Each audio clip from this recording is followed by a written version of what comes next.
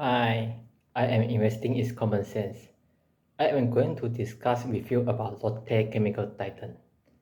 Lotte Chemical Titan is an integrated producer with two principal product categories, namely polyolefins and olefins. Polyolefins are used to produce a variety of consumer and industrial products, including packaging film, trash bags, automotive parts, plastic bottle and caps, compounds for wire and cable insulations. Olefins are used as the primary feedstock for the production of polyolefin products. Lotte Chemical Titan was the fourth largest producer of polyolefins products in Southeast Asia by production capacity in 2016, with a 42% capacity share in olefins production in Malaysia and 29% capacity share in polyolefins production in Indonesia. The controlling shareholder of Lotte Chemical Titan is Lotte Chemical Corporation, who own approximately 76% shares in the company. With approximately $16.4 billion sales in 2022, Lotte Chemical Corporation was one of the largest chemical companies in the world by revenue. Lotte Chemical Titan was relisted in 2017 after being privatized in 2011. On July 16, 2010, Holland was the flagship company of Lotte Group Petrochemical Division and entered into the SPA with the vendors to acquire approximately 72% of the issue and pay a share capital of Titan Chemical Corporation Berhad at 2.35 ringgit per share. The exercise was completed on November 9, 2010, so the company was obliged to extend an unconditional takeover offer for all the remaining shares at 2.35 ringgit per share. The offer was made at the 17.57 trailing price earning ratio with the earning per share of 13.37 cents. The net asset value as September 30th, 2010 was 2.32 ringgit. I believe that the takeover offer was accepted by the remaining shareholders at 2.35 ringgit per share, so the company was delisted. I was searching for the result of the unconditional takeover offer, but to no avail. If you have any information on the result of the unconditional takeover, please share with me. In 2017, the company was raising 3.77 billion ringgit and the amount was reduced to 3.544 billion ringgit after a share buyback. The proceeds were utilized to build the plants to grow the company. The fluidized naphtha cracker plant in Pasir Gudang was mechanically completed in July 2017 and began commercial operations on December 16, 2017.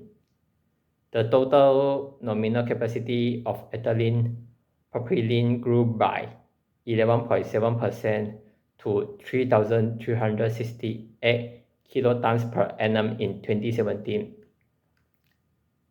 The third polypropylene production plant commenced operation in Pasir Gudang, Malaysia in September 2018. The plant has a capacity of 200 kilotons per annum and will cater for both the domestic and export markets. Construction of the project began in March 2017 and completed in June 2018. The nine project will serve as the key expansion drive for the group, with the aim to solidify Lotte Chemical Titan position as a top-tier petrochemical company in the Southeast Asia region upon its completion. The project will also serve to integrate the group's 3 existing standalone polyethylene plants in Indonesia while boosting its production capacity by 65% to 5,878 kilotons per annum from its current 3,568 kilotons per annum. The line project is expected to be completed in 2025. Lotte Chemical USA Corporation is an associate of the group that successfully commenced commercial cooperation in August 2019 on an integrated basis that produced 1,000 kilotons per annum at 10 cracker plant and several hundred kilotons per annum monoethylene glycol plant. Petrochemical business is a cyclical industry. Historic data suggests that average cycle length of this industry have been between 6 and 11 years in duration. From 1988 to 1995, profitability for the industry climbed to a sharp peak in 1988 and again in 1995. Conversely, a weak global economy contributed to depressed profitability, leading to a broad trough during the 1991 to 1993 period. Over this period, total ethylene capacity grew at approximately 1% higher than demand on a CAGR basis, resulting in lower industry utilization. From 1995 to 2005, average profitability levels were high during the 1995 industry peak, and this resulted in a significant investment wave. During the period 1997 to 2002, approximately 21 million tons of new ethylene capacity was added to the market compared to incremental demand growth of less than 18 million tons. Capacity additions resulted across all major regions. The downturn over the period 1995 to 2005 was particularly prolonged, partly due to the consequences of the Asia-Pacific crisis, which resulted in lower consumption growth from key industry sectors. However, this also resulted in longer lead times and delays for new project investments, which ultimately contributed to the extended upswing seen during the 2004 to 2007 period. From 2005 to 2010, industry profitability had been increasingly turbulent, driven by increased volatility in crude oil and petrochemical feedstock markets along with irregular purchasing patterns. As consumers optimized purchasing volume against rapidly changing prices, this period was characterized by robust consumption growth and limited capacity additions.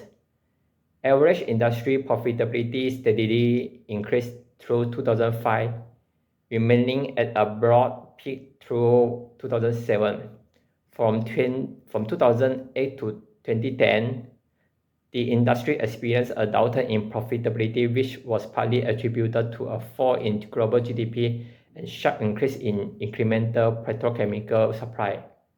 A net ethylene capacity increase of 11 million tons per year during the 2008 to 2010 period. This corresponded with consumption growth of approximately 9 million tons over the same period. From the second quarter of 2009, global demand appeared to stabilize as a result of government stimulus packages, lower crude oil and petrochemical prices, and revived consumer confidence. The full impact from new capacity additions was also partly alleviated by project delays. However, most product margins reached a low point in 2009. Currently, the industry is facing the oversupply situation. According to ICIS, Asia polyethylene capacity is expected to reach nearly 62 million tons in 2023, up 8.3% year-on-year, resulting from the new capacities which started up in Southeast Asia and China. ICIS also forecast new polypropylene capacity from Malaysia and China in 2023.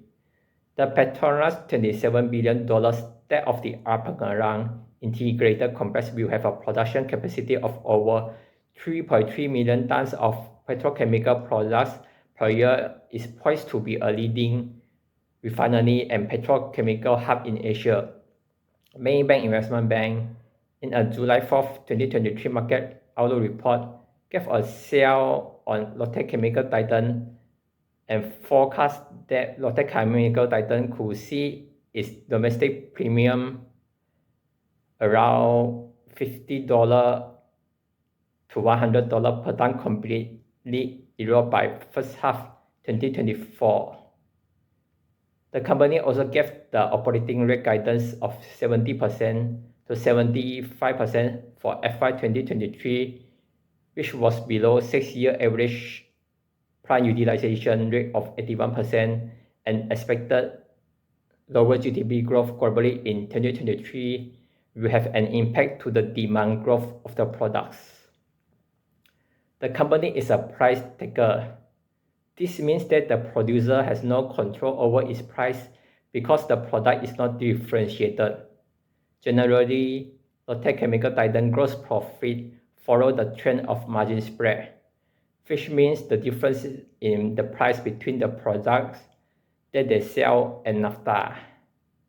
In 2017, when the margin spreads of the products were relatively higher than in 2018, the company recorded a higher gross profit of 1.32 billion ringgit in 2017 compared to 0.84 billion ringgit in 2018. From 2018 to 2020, the margin spread was in a downtrend, and hence the company gross profit followed the same trend in the same period. In 2021, the gross profit jumped to 1.29 billion ringgit due to higher margin spread, owing to higher overall market demand supported by global reopening and post-pandemic economic recovery, as well as supply disruption to the region due to shipment constraints. In 2022, the company was making a gross loss of 796 million ringgit due to lower margin spread. Gross profit is directly linked with net income. In 2017, the margin spread was relatively higher compared to other years, and hence the gross profit of 1.32 billion ringgit in 2017 translated into the net income of 1.06 billion ringgit. Currently, the company reported an average of net finance income amounting to 50 billion ringgit a year. In the future, the company will have a different financial performance owing to the line project. The company has secured a 12-year term loan facility of $2.4 billion for the project. The interest rate will be charged at secure overnight financing rate plus agreed margin spread. The secure overnight financing rate is a benchmark interest rate for dollar loans. In October 6, 2023, the secure overnight financing rate was 5.32%. The margin spread is subject to borrower's credit rating and negotiations between banks and Lotte Chemical Titan. If you assume the margin spread of the term loan is 1%, the interest rate for the loan is 6.32%. On average, the company will have cash outflow of $286 million or 1.353 billion ringgit a year, $86 million or 407 million ringgit for interest repayment, $200 million or 946 million ringgit for principal repayment. Lotte Chemical Titan has a 51% stake in the line project, and hence 690 million ringgit cash outflow. From 2017 to 2022, the company produced best free cash flow in 2021 amounting to 711 million ringgit. Therefore, the line project will have a significant impact on the cash flow of Lotte Chemical Titan. However, we also need to consider about the potential profit generated from the project, which I have requested from Lotte Chemical Titan. I will keep you posted. The Edge article, No Relief in Sight for Lotte Chemical Titan, discuss about the potential privatization of Lotte Chemical Titan due to heavy losses. In the second quarter FY 2023, the company reported a net loss of 327 million ringgit. In the annual general meeting of 2023, the company was answering the question that the privatization of the company within 2 years time frame was not under consideration. Let us discuss. It is just a hypothetical scenario.